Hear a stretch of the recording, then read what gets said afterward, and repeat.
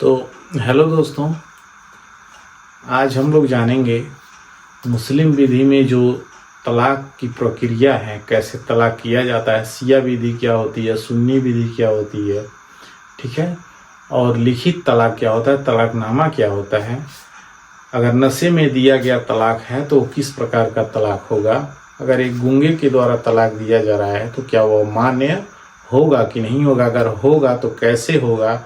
ये सारी चीज़ें इस वीडियो में हम लोग जानेंगे, ठीक है। तो अगर अभी तक आपने हमारे चैनल को लाइक नहीं किया, सब्सक्राइब नहीं किया है तो लाइक, सब्सक्राइब और शेयर ज़रूर कर दीजिए और ये जानकारी औरों लोगों तक पहुँचे और लोग भी इस जानकारी को ग्रहण करें, ठीक है। चलिए हम लोग देखते हैं।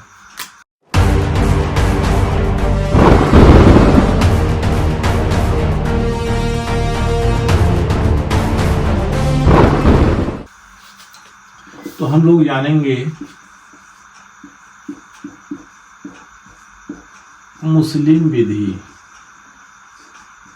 ठीक है।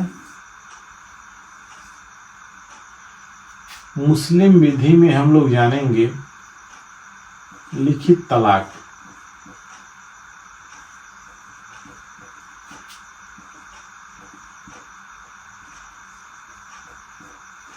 ठीक है। लिखित तलाक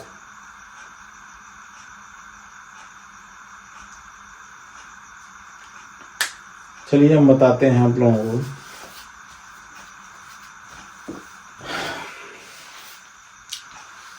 लिखित तलाक तथा तलाकनामा। लिखित तलाक तथा तलाकनामा।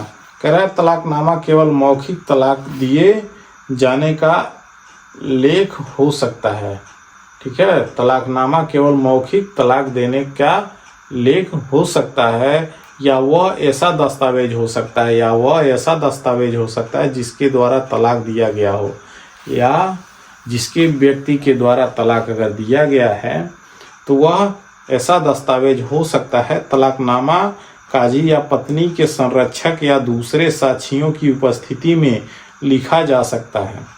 अगर तलाकनामा लिखा जाएगा, लिखित होगा, तो जिसके द्वारा तलाक दिया जा रहा है वो, और जो उसकी पत्नी होगी वो, और साक्षी गवाह उपस्थित रहेंगे, इनकी उपस्थिति में ही तलाक लिखा जाएगा, ठीक है। लिखा जा सकता है। पत्नी का उपस्थिति रहना आवश्यक नहीं है। अब यहाँ देखिए, अब कह रहा है पत्नी का उपस्थित रहना आवश्यक नहीं है। अगर पत्नी नहीं उपस्थित है, दो गवाह अगर उपस्थित हैं तो भी आपका तलाक हो जाएगा, ठीक है।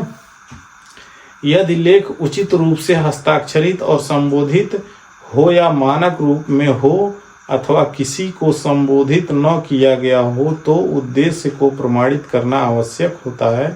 तलाकनामे के द्वारा दिया गया तलाक दस्तावेज की तारीख से प्रभावित होता है, ठीक है। अब ये कह रहा तलाकनामे के द्वारा दिया गया तलाक, तलाकनामे के द्वारा दिया गया तलाक दस्तावेज की तारीख से प्रभावित होता है। जिस तारीख से दस्तावेज उन्हें प्रस्तुत कर दिया गया उसी तारीख से वह प्रभावित होता है।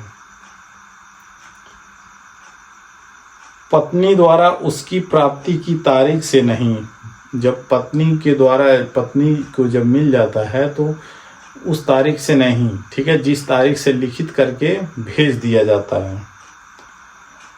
यदि तलाक पत्नी को सूचित न भी किया जाए तो भी वैध और प्रभावी होता है। अगर तलाक मान लीजिए लिखित हो गया है दो साक्षियों के उपस्थिति में, और अगर पत्नी उपस्थित नहीं है या पत्नी को सूचित नहीं किया गया है तो उस स्थिति में भी क्या है, वह तलाक वैध और प्रभावी हो, ठीक है। वैध और प्रभावी होता है भी, ठीक है।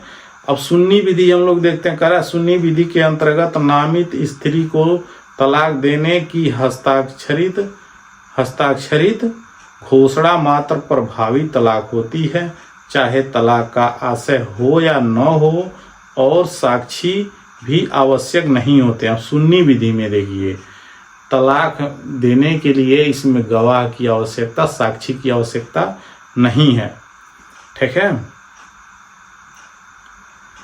सिया विधि कह रहा है, सिया विधि के अनुसार तलाक केवल मौखिक ही हो सकता है। सिया विधि में तलाक केवल मौखिक ही हो सकता है, जो कि दो साक्षियों की उपस्थिति में घोषित किया गया हो। ठीक है, कह रहा है मौखिक ही हो सकता है। सिया विधि में मौखिक रूप से हो सकता है, लेकिन उसकी उपस्थिति में दो गवाह होने चाहिए, दो साक्षी होने चाहिए। सिया विधि में, सिया विधि के अनुसार मौखिक तलाक अरबी भाषा में होना चाहिए, और सिया विधि में जब तलाक होगा तो वह अरबी भाषा में तलाक होगा, होने चाहिए। यह तब लिखित हो सकता है जब तक कि पति मौखिक तलाक घोषित करने में असमर्थ हो।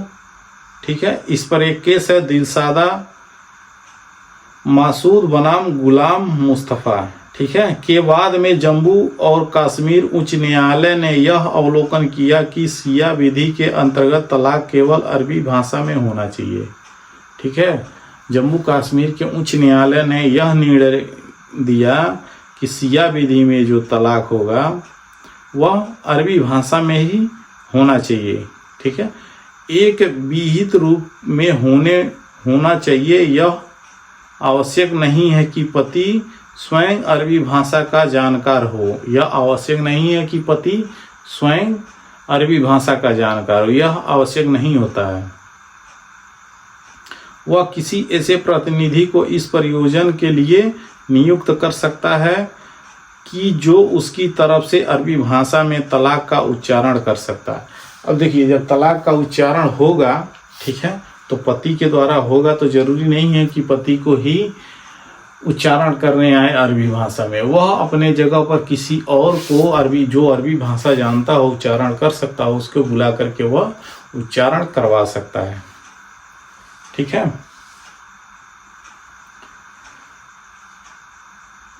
परंतु यदि अरबी भाषा का ज्ञात व्यक्ति उपलब्ध नहीं है तो ऐसी विशिष्ट परिस्थिति में किसी अन्य भाषा में तलाक का उच्चारण किया जा सकता। अब देखिए, ये वहाँ के हाई कोर्ट ने कहा है कि अगर मान लीजिए पति को भी अरबी भाषा नहीं आ रहा है, अब किसी ऐसे व्यक्ति को भी, उस स्थिति में कोई ऐसा व्यक्ति है जिसे अरबी भाषा नहीं आ रहा है, तो उस स्थिति में क्या हो सकता है, उस स्थिति में किसी भी भाषा में तलाक का उच्चारण किया जा सकता है और वह वैध और मान्य दोनों होगा। ठीक है, अब चलिए, अब कह रहा है गूंगे द्वारा तलाक, गूंगे व्यक्ति द्वारा दिया गया तलाक। किसी गूंगे व्यक्ति द्वारा तलाक तभी मान्य होगा यदि वह स्वीकारात्मक एवं समझ में आने लायक इशारों से किया गया हो। गूंगे के द्वारा जब तलाक दिया जाएगा, ठीक है, तो उसका जो इशारा होगा वह सबको स्वीकार होना चाहिए और सबको समझ में आना चाहिए। जो साक्षी होंगे, पत्नी होगी वो, और ठीक है, तभी वो तलाक मान्य होगा एक गूंगे व्यक्ति के द्वारा तलाक दिया जाना। पत्नी की अनुपस्थिति में तलाक, यह जरूरी नहीं है कि तलाक का उच्चारण पत्नी की उपस्थिति में किया जाए। अब देखिए, ये नियम पता नहीं कौन बनाया, कहाँ से बना, और जरूरी नहीं है कि विवाह विच्छेद के लिए पत्नी ही ना हो, पत्नी को सूचना ही ना मिले, पत्नी जानती ही ना हो और उसका विवाह विच्छेद हो जाए, ये भी कोई बात नहीं होती है। ठीक है, तो इसमें कह रहा है कि पत्नी की उपस्थिति में न किया जाए, उसको संबोधित ही हो।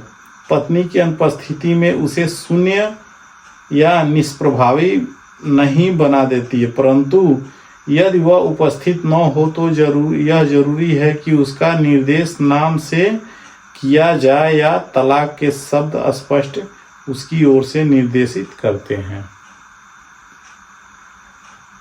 विवशता में तलाक, अगर कोई मान लीजिए किसी कारणवश विवश हो गया है, मजबूर हो गया है, उस स्थिति में अगर तलाक देता है तो क्या वह तलाक मान्य होगा कि नहीं मान्य होगा, हम लोग देखते हैं। कह रहा है सुन्नी विधि में विवशता में भी दिया गया तलाक मान्य और प्रभावी होता है। पति का इरादा न होते हुए भी पिता को प्रसन्न करने के लिए दिया गया तलाक सुन्नी विधि के अंतर्गत मान्य होता है। ठीक है। अगर मान लीजिए घर परिवार वाले अगर दबाव दे करके किसी लड़के को, मुस्लिम लड़के को, और तलाक दिलवा रहे हैं, ठीक है, तो वह मजबूरी है उस लड़के की, और उस मजबूरी में आकर के वह अपनी पत्नी को तलाक नहीं देना चाहता, लेकिन ज़बरदस्ती लोग तलाक दिलवा रहे हैं, तो वह मजबूरी में आकर के वह तलाक दे रहा है, ठीक है। तो अपने पिता को प्रसन्न करने के लिए अब कह रहा है कि सुन्नी विधि के अंतर्गत मान्य होता है, सिया विधि के अंतर्गत ऐसा तलाक अमान्य होता है, और सिया विधि के अंतर्गत ऐसा तलाक अमान्य होता है, ठीक है, किसी मजबूरी में नहीं। सिया विधि में क्या है कि सिया विधि में जो तलाक होगा वह अरबी भाषा में उच्चारण होगा, और जो तलाक होगा वहाँ सबकी उपस्थिति अनिवार्य होती है, 2 गवाह भी होते हैं, ठीक है। सिया विधि में अगर मान लीजिए कोई आदमी विवश है और उस स्थिति में अगर तलाक दिया जा रहा है तो वह अमान्य होता है, मान्य नहीं होता है। सिया विधि में तलाक देने के लिए व्यक्ति को क्या होना चाहिए? व्यक्ति स्वस्थ चित होना चाहिए, किसी प्रकार का मानसिक उसे विकृत चित नहीं होना चाहिए, स्वस्थ होना चाहिए, वयस्क होना चाहिए, और बिल्कुल स्वेच्छापूर्वक वह अपनी इच्छा से तलाक दे। यह सिया विधि में यह इसका उपयोग है, ठीक है, इसका प्रावधान है, लेकिन सुन्नी विधि में इसका प्रावधान नहीं है। नशे में तलाक, नशे में दिया गया तलाक, कह रहा है कि सुन्नी विधि में जब तक कि इच्छा के विरुद्ध नशा न दिया गया हो, नशे में दिया गया तलाक तभी मान्य होता है, परंतु सिया विधि के अंतर्गत मान्य नहीं होता है। सुन्नी विधि में यह नशे में दिया गया तलाक मान्य होता है और सिया विधि में मान्य नहीं होता है। मजाक में तलाक, हे देव, मजाक में भी विवाह विच्छेद होता है, बताइए। कह रहा मजाक में तलाक, सुन्नी विधि के अंतर्गत हंसी खेल मजाक या जिनकी भूल में उच्चारित तलाक मान्य होता है। अगर कोई मजाक में अपने पत्नी से कह दे, ठीक ना, तलाक तलाक तलाक, ले, मजाक में भी विवाह विच्छेद हो गया, खत्म कहानी, ठीक है। परंतु सिया विधि के अंतर्गत मजाक में दिया गया तलाक अमान्य होता है, लेकिन सिया विधि में दिया गया तलाक, ठीक है, मजाक में दिया गया तलाक अमान्य होता है। तो अब आप बताइए, कमेंट सेक्शन में हमको जरूर बताइएगा कि सिया विधि अच्छी है कि सुन्नी विधि अच्छी है। दोनों का हमने उच्चारण बता दिया है, सिया विधि में क्या सही है क्या गलत है, ठीक है। और कमेंट सेक्शन में जरूर बताइएगा कौन सही है, सिया विधि सही है कि सुन्नी विधि सही है तलाक के लिए मुस्लिम विधि में।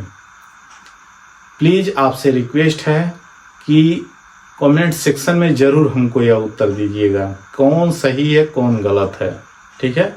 Thank you.